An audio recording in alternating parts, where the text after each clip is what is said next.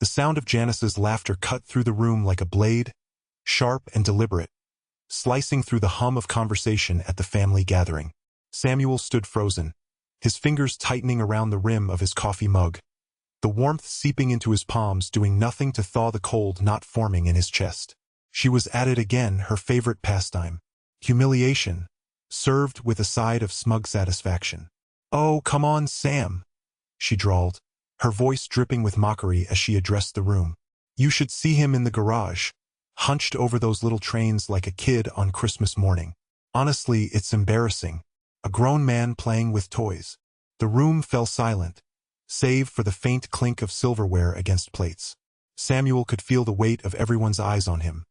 His brother-in-law's amused smirk, his sister's pitying glance, even his own son Ethan shifting uncomfortably in his seat. The air smelled faintly of roasted turkey and something sweet baking in the oven. But all Samuel could focus on was the bitter taste of shame rising in his throat. Janice wasn't done. She never was. "I mean, really," she continued, gesturing dramatically with her wine glass.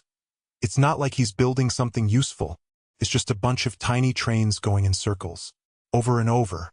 Like his career, honestly." A few nervous chuckles rippled through the room, and Samuel felt his face burn. He glanced at the family photo on the wall behind her.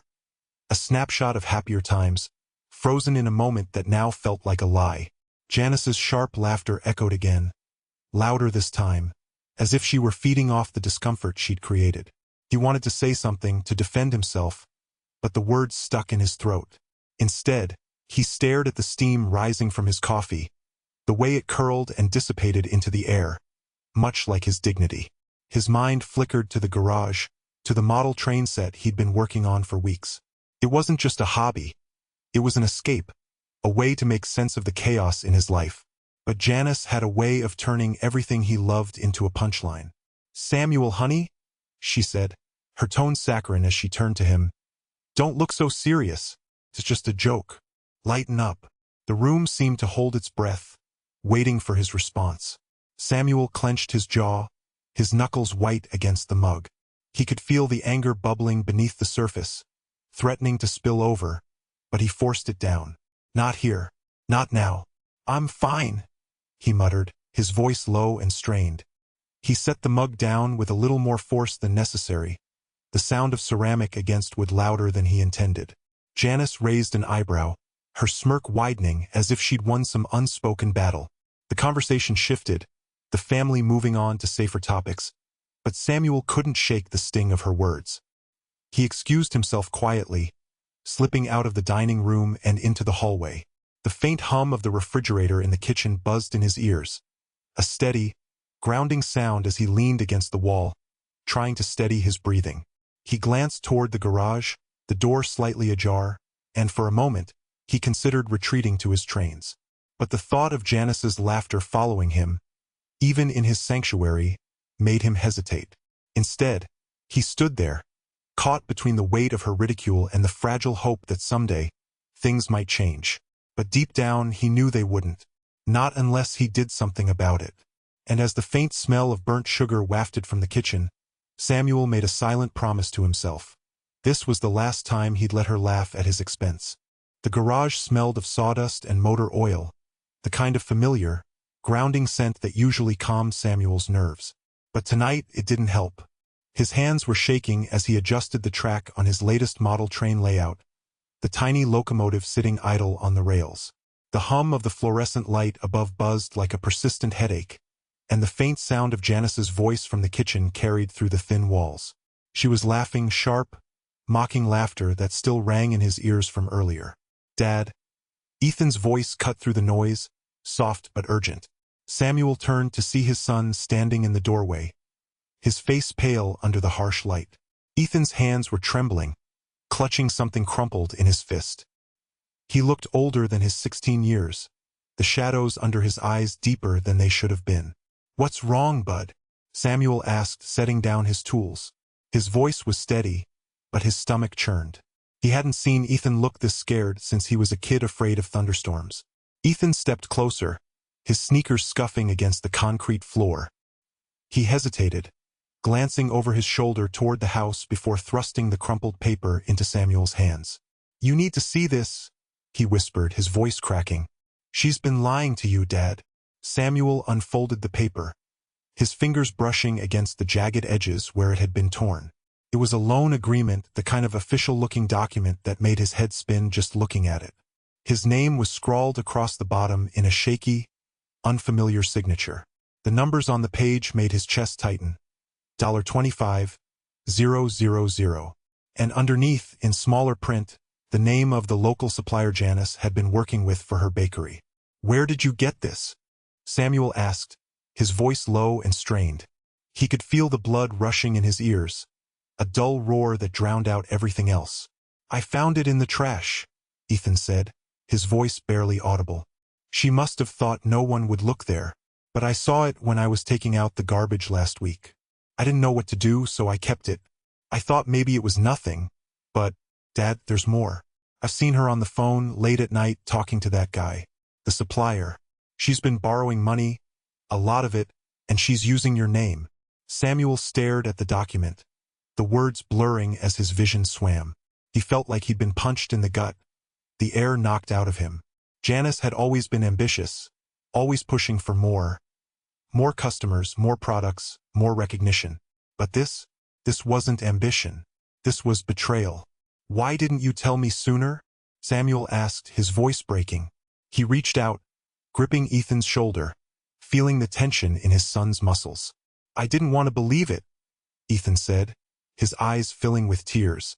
"I kept hoping I was wrong, that it was just some mistake. But it's not, Dad. She's been lying to you, to both of us." Samuel pulled Ethan into a hug, holding him tight as his mind raced. He could feel the weight of Ethan's fear, the way his son clung to him like he was the only anchor in a storm. And maybe he was. Samuel had always been the steady one, the one who fixed things, who kept everything running smoothly. But now he didn't know what to fix or where to even start. The toolbox sat open on the workbench, its contents neatly organized: wrenches, screwdrivers, pliers, tools for building, for repairing. But this wasn't something a wrench could fix. This wasn't a broken track or a derailed train. This was his life, his marriage, and it felt like it was spiraling out of control. "It's going to be okay," Samuel said, more to himself than to Ethan. He didn't know if it was true, but he had to believe it, for Ethan's sake if nothing else. Ethan pulled back, wiping his eyes with the back of his hand. "What are you going to do?" Samuel looked down at the loan agreement again, the numbers glaring up at him like an accusation. "I don't know yet," he admitted, "but I'm going to figure it out. I promise." The faint sound of Janice's laughter drifted in again, sharp and mocking. Samuel clenched his fists, the crumpled document digging into his palm. He didn't know what the truth was yet, but he knew one thing for certain. He wasn't going to let her keep lying to him. Not anymore. Samuel stood in the bakery, the faint scent of vanilla and burnt sugar clinging to the air. Janice was behind the counter, her apron dusted with flour, her hands busy smoothing icing over a half-finished cake. She didn't look up when he walked in, didn't acknowledge him until he was right in front of her, his shadow falling over the cake like a storm cloud. "Janice," he said, his voice low but trembling, the anger he'd been holding back all day finally spilling out. "What the hell is going on? Ethan told me about the loans. My name, my credit. What were you thinking?" She stopped icing the cake, her hand hovering midair, and finally looked at him. Her expression was calm, almost bored, as if he were a customer complaining about a stale muffin. "Oh, Samuel," she said, her tone dripping with condescension. She wiped her hands on her apron and leaned against the counter, smirking. "You wouldn't understand. I did what I had to do." "What you had to do?" Samuel's fists clenched at his sides, his knuckles turning white. "You forged my name, Janice. You lied to me, to Ethan, to everyone. You think that's just some little thing I wouldn't understand?" She sighed, as if he were a child throwing a tantrum. "You've always been so small-minded. You think your little trains and your quiet little life are enough. They're not, Samuel. Not for me. I have ambitions, dreams. And you've never once supported me. Not really." The words hit him like a punch to the gut. Small-minded. The way she said it, so casually, so dismissively, made his chest tighten. He thought of the years he'd spent working overtime, the sacrifices he'd made to keep the bakery afloat when it was struggling. The way he'd stayed up late, listening to her talk about her plans, her ideas, even when he was exhausted. And now she was calling him small-minded? You think this is about supporting you? He shot back, his voice rising. This isn't support, Janice. This is fraud. This is lies. This is... He stopped himself, taking a deep breath to steady his voice. You didn't even talk to me about it. You just went behind my back, like I'm some kind of idiot who wouldn't notice. She rolled her eyes, turning back to the cake as if the conversation was beneath her. You wouldn't have said yes, she said simply, picking up the icing bag again. You never do. You're too scared to take risks, Samuel. Too scared to dream big. So I did it for us. For me. Samuel stared at her, his anger simmering into something colder, harder. She didn't even seem to care. Not about the lies, not about the damage she'd done, not about how it might affect him or Ethan. She was too wrapped up in her own world, her own ambitions, to see the wreckage she'd left in her wake. You're unbelievable, he said finally, his voice quiet but sharp. You think this is just some little thing? That you can just brush it off like it's nothing? You're wrong, Janice. Dead wrong. She didn't respond, her focus back on the cake as if he weren't even there. Samuel turned and walked out, the bell above the door jingling softly behind him. The bakery smelled like sugar and butter, but all he could taste was bitterness. The workshop was Samuel's sanctuary, the one place where the world made sense. The smell of sawdust and oil hung in the air, mingling with the faint, sweet scent of baking bread that always seemed to drift in from Janice's bakery next door. He sat at his workbench, the dim glow of a single bulb casting long shadows across the room. In front of him, a derailed model train lay on its side, its wheels spinning uselessly in the air.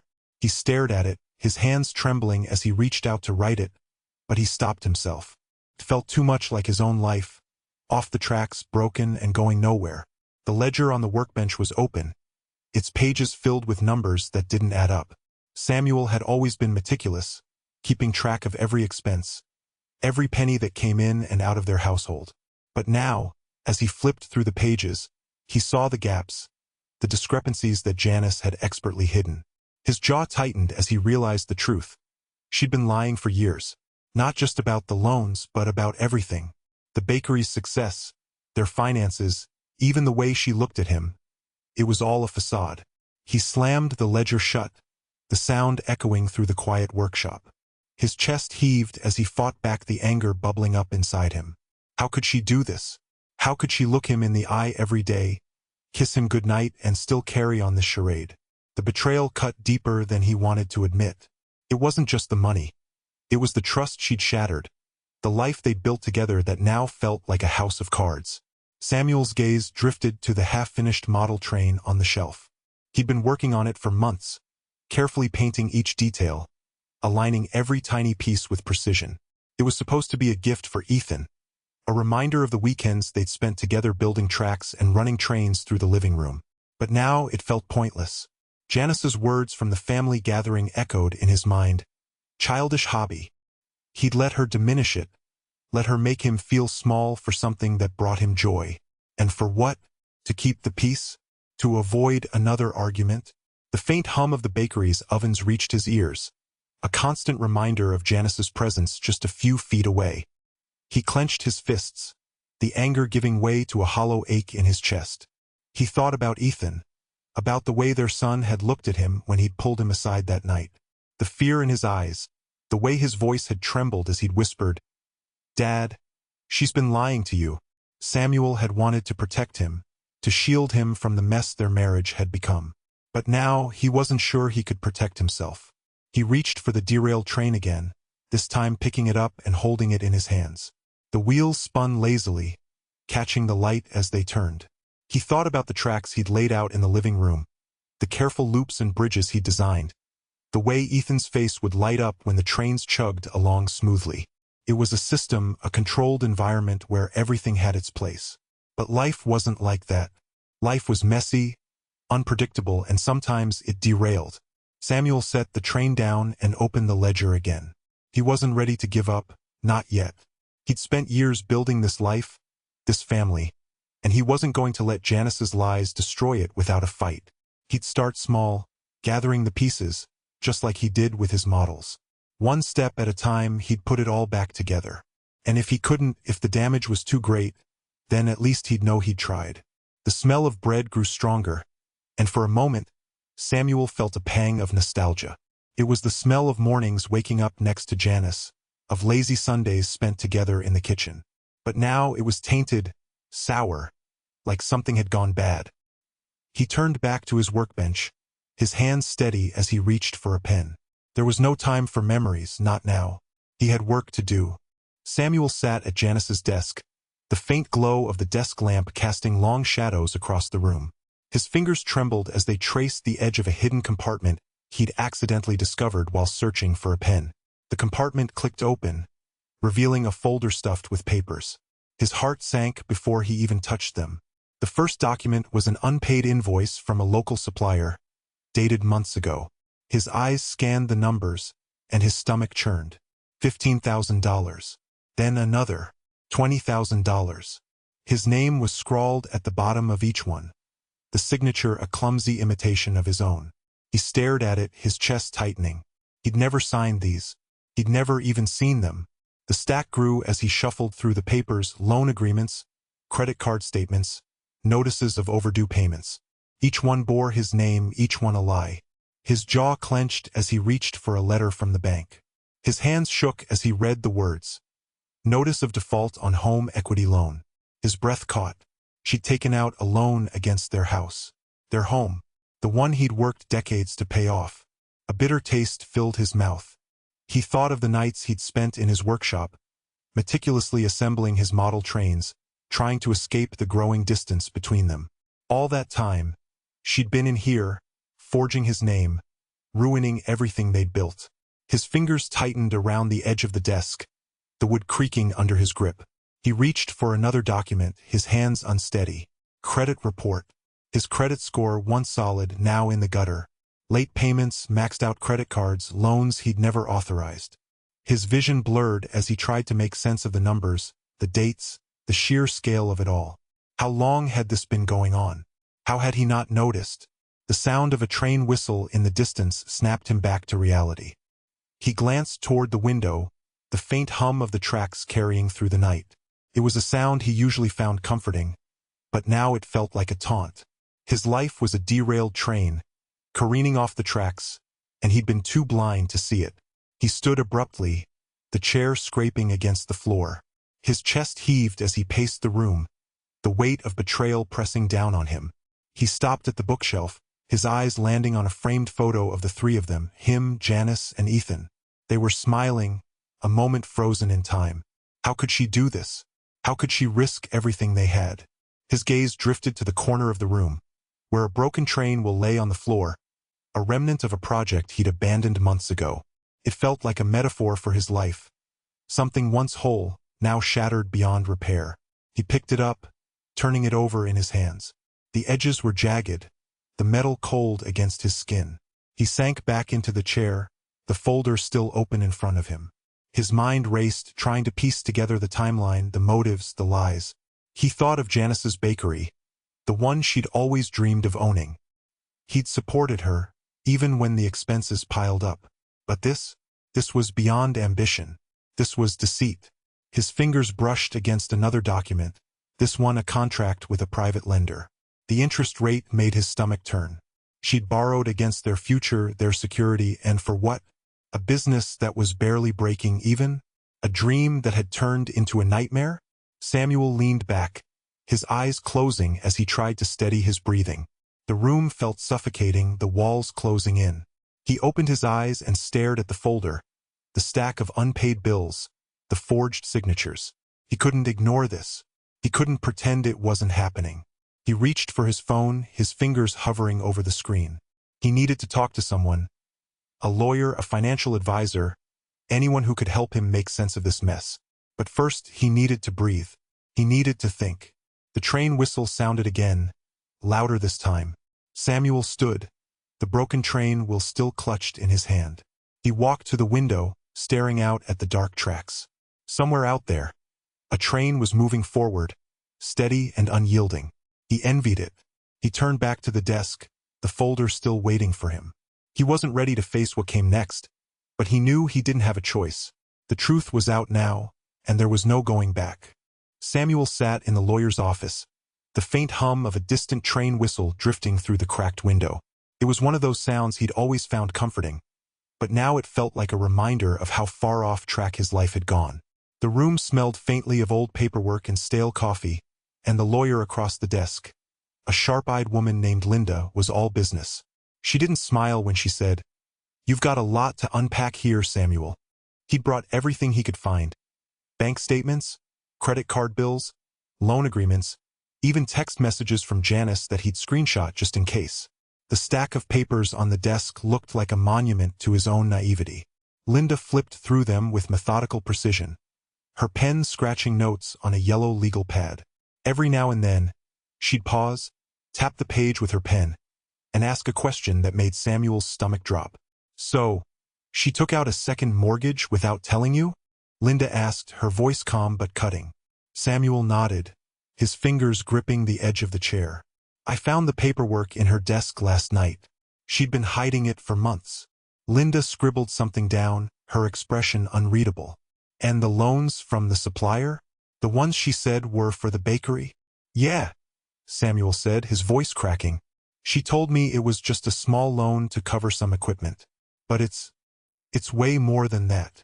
Linda leaned back in her chair, her gaze steady. "This isn't just about money, Samuel. It's about control. She's been manipulating you, and now she's trying to cover her tracks. If you want to protect yourself and your son, you need to start thinking like a detective." Samuel's chest tightened. A detective. He'd never been the kind of man who snooped through his wife's things or questioned her motives. But now, sitting in that office, he realized he didn't have a choice. The anger he'd been holding back bubbled up, sharp and hot. "What do I need to do?" Linda handed him a list. "Document everything. Every conversation, every transaction, every lie. Record her if you have to. And whatever you do, don't let her know you're onto her yet. If she realizes what you're doing, she'll try to spin this against you." Samuel took the list, his hands trembling. The weight of it all felt like a train bearing down on him, unstoppable and inevitable. But for the first time in years, he didn't feel like running. He felt like fighting. When he got home, the house was quiet. Janice was at the bakery, and Ethan was at a friend's. Samuel went straight to his workshop, the one place where he could think clearly. The smell of sawdust and paint soothed him as he sat at his workbench, staring at the half-finished train model in front of him. It was a replica of an old steam engine, its intricate details painstakingly crafted over months. He'd always loved the precision of it, the way every piece had to fit just right. But now it felt like a metaphor for his own life, carefully constructed, only to be derailed by someone else's recklessness. He pulled out his phone and started going through his messages with Janice. There were so many lies, so many half-truths. He saved every one, his fingers moving with a purpose he hadn't felt in years. Then he opened his laptop and began combing through their finances, line by line. The numbers didn't lie. The money Janice had borrowed, the loans she'd taken out in his name, it was all there, staring back at him in black and white. As he worked, the anger turned into something else. Resolve. He wasn't going to let her destroy him. Not anymore. He picked up a tiny screwdriver from his workbench and tightened a loose bolt on the train model. It was a small gesture, but it felt significant. He was fixing what he could, one piece at a time. The sound of the front door opening startled him. He quickly closed his laptop and shoved it under a pile of papers, his heart pounding. Janice's voice floated down the hall, cheerful and oblivious. "Samuel? You home?" "In the workshop," he called back, forcing his voice to sound normal. He took a deep breath, steadying himself. The game was on now, and he couldn't afford to slip up. When Janice appeared in the doorway, her apron dusted with flour and a smile on her face, Samuel felt a pang of something he couldn't name. Love? Resentment? Both? She leaned against the doorframe, her tone light. "What are you working on?" Samuel glanced at the train model, then back at her. "Just fixing a few things," he said, his voice steady. "Trying to get it back on track."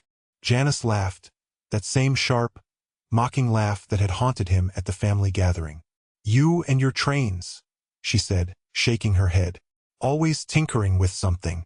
Samuel forced a smile, his fingers tightening around the screwdriver. "Yeah," he said quietly, "always tinkering." As she turned to leave, he caught a glimpse of her reflection in the window. For the first time, he saw her not as his wife, but as an opponent. And for the first time, he felt ready to fight back. The smell of burnt pastry hung in the air as Samuel stood in the dimly lit hallway, his back pressed against the cool wall. He had come home early from the workshop, the weight of everything pressing down on him like a freight car full of gravel.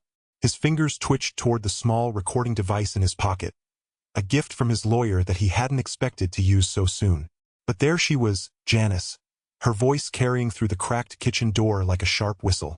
"Honestly, it's almost too easy," she was saying, her tone dripping with a kind of casual cruelty that made Samuel's stomach twist. "He's so wrapped up in his little trains and his routines, he doesn't even notice. I could take out another loan tomorrow, and he'd just smile and ask if I want coffee." A man's laughter followed, deep, grating, and unmistakably the supplier's. "You've got him trained well, Janice. Clueless as they come." Samuel's breath caught in his throat, his hand tightening around the recorder. The device was small, unassuming, but it felt like a brick in his pocket, pulling him down into the reality he'd been avoiding. He pressed the record button, his fingers trembling slightly, and held his breath. Janice's voice turned sharper, more calculating. "Just keep the invoices coming. As long as he thinks it's for the bakery, he won't ask questions. And even if he does, I'll just tell him he's being paranoid. He hates feeling like the bad guy." The supplier chuckled again, and Samuel could almost see the man's smug grin, the way he'd always looked at Samuel like he was some kind of joke. "You're cold, Janice. I like that." "It's not cold," she snapped, though there was no real anger in her voice. "It's survival. Samuel's a good man, but he's small. Always has been. He doesn't get that sometimes you have to take risks to get what you want." Samuel's jaw tightened, his teeth grinding together so hard he thought they might crack. Small. The word echoed in his mind, bouncing off the walls of his pride like a ricocheting bullet. He wasn't small. He was careful. He was thoughtful. He'd built his life piece by piece, like one of his model trains, making sure every part fit just right. And now she was tearing it all apart, one lie at a time. The conversation shifted, Janice and the supplier laughing about some inside joke Samuel wasn't privy to, their voices blending into a cacophony that made his head pound. He forced himself to stay still, to keep the recorder running, even as every instinct screamed at him to burst into the room and confront her. But he couldn't. Not yet. He needed proof. Solid, undeniable proof. That he wasn't just imagining things. That this wasn't some paranoid fantasy cooked up by a tired, middle-aged man who'd spent too many nights alone in his workshop. When the call finally ended, Samuel waited a few agonizing seconds before slipping the recorder back into his pocket and stepping into the kitchen. Janice was at the counter, her back to him, humming softly as she dusted powdered sugar over a batch of pastries. The sight of her, calm, content, utterly unburdened, made something hot and ugly flare in his chest. "Smells good," he said, his voice steady despite the storm raging inside him. Janice turned, her smile warm but distant, like she was looking through him rather than at him. "Oh hey, didn't hear you come in. I was just finishing up these croissants for tomorrow." Samuel nodded, his eyes flicking to the half-eaten pastry on the table, its flaky layers crumbling like the foundation of their marriage. "You've been working hard," he said, the words tasting bitter on his tongue. "On the bakery, I mean." Her smile faltered for just a moment, a flicker of something. Guilt? Wariness? Crossing her face before she plastered on that familiar, dismissive grin. "Yeah, well, you know how it is. Gotta keep the dream alive. Right? Right. The dream." Samuel forced a smile of his own, though it felt more like a grimace. "Yeah, the dream." As he turned to leave, the weight of the recorder in his pocket felt heavier than ever, a tangible reminder of the lies he'd just uncovered.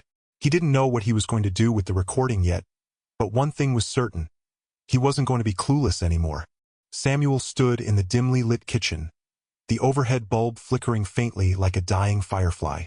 The stack of papers on the table between them seemed to grow heavier with every passing second. Janice sat across from him, her flour-dusted apron still tied around her waist, the faint scent of cinnamon and sugar clinging to her. It was a smell that used to comfort him, but now it only reminded him of how much she'd baked her way into their lives, and how much she'd baked up lies. "You've been playing a dangerous game, Janice," Samuel said, his voice low and steady, like the hum of a train engine idling on the tracks. He didn't raise it, didn't need to. The weight of the evidence spoke louder than any shout ever could.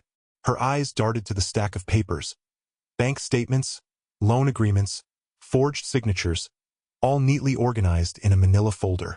Her hands, usually so steady when kneading dough, trembled as she reached for it.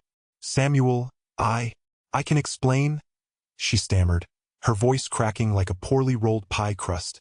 He didn't move, didn't blink. His gaze was locked on hers, unyielding.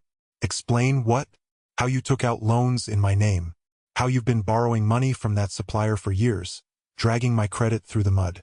Or how you've been laughing behind my back with him, calling me clueless." The words hung in the air, sharp and heavy. Janice's face crumpled, tears streaming down her cheeks, leaving streaks in the faint dusting of flour on her skin. She looked small now, a far cry from the woman who'd stood in front of their family and mocked him for his childish hobbies. "I didn't mean for it to go this far," she whispered, her voice barely audible over the ticking of the kitchen clock. I wanted to make the bakery successful. For us, for Ethan." Samuel's jaw tightened. He'd thought about this moment for weeks, rehearsed what he'd say, how he'd feel. But now that it was here, it wasn't anger that consumed him. It was a deep, bone-weary resignation. "For us?" he repeated, his voice cold. "You didn't do this for us, Janice. You did it for you. And you dragged me, and our son, into your mess without a second thought." She reached across the table, her fingers brushing against his hand.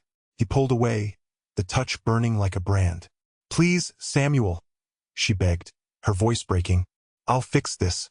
I'll pay everything back. Just don't leave me." He stared at her, his chest tight. There was a time when her tears would have shattered him, when he would have done anything to make her smile again. But that time was gone, buried under layers of lies and betrayal. "It's too late for that," he said, his voice firm. "I've already spoken to a lawyer. I'm filing for divorce." Her sobs grew louder, echoing in the small kitchen. "You can't do this," she cried, her hands clutching at the edge of the table like it was the only thing keeping her upright. "We're a family, Samuel. You can't just throw that away." "You threw it away," he said, his voice rising for the first time.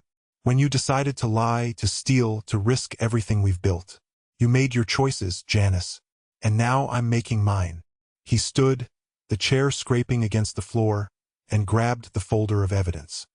He didn't look back as he walked out of the kitchen, the sound of her crying following him like a ghost. In the garage, his workshop waited, a sanctuary of order and control amidst the chaos. He set the folder down on his workbench next to a half-finished train model. The tiny locomotive sat derailed, its wheels askew, a perfect metaphor for the life he'd been living. Samuel picked up the train, his fingers brushing against the delicate metal. He'd fix it just like he'd fix his life, one piece at a time. Samuel sat in the dimly lit office of his lawyer, the faint hum of the air conditioner filling the silence. The signed divorce petition lay on the desk between them, its crisp edges stark against the polished wood. His fingers traced the outline of the repaired model train he'd brought with him, its once broken wheels now spinning smoothly. It was a small victory, but it felt like a piece of himself had been restored. The lawyer, a no-nonsense woman with a penchant for straight talk, slid a folder across the desk. "It's done," she said, her voice steady. "The petition is filed, and the fraud case is moving forward. The sheriff's office has everything they need." Samuel nodded, his jaw tightening as he thought of Janice. The woman he'd once loved, the woman who'd stood beside him at their wedding, now felt like a stranger. He could still hear her voice in his head, the way she'd laughed with the supplier about how clueless he was. That recording had been the final nail in the coffin. He'd played it back a dozen times, each replay chipping away at the last remnants of doubt. What happens next? Samuel asked, his voice low. The lawyer leaned back in her chair, her expression softening slightly. Now we wait. The legal process isn't fast, but you've done everything right. You've got the evidence, the witnesses, and the cooperation of the authorities. Janice and her partner in crime are going to have a hard time wriggling out of this. Samuel's fingers tightened around the model train. I just want it to be over. It will be, she assured him.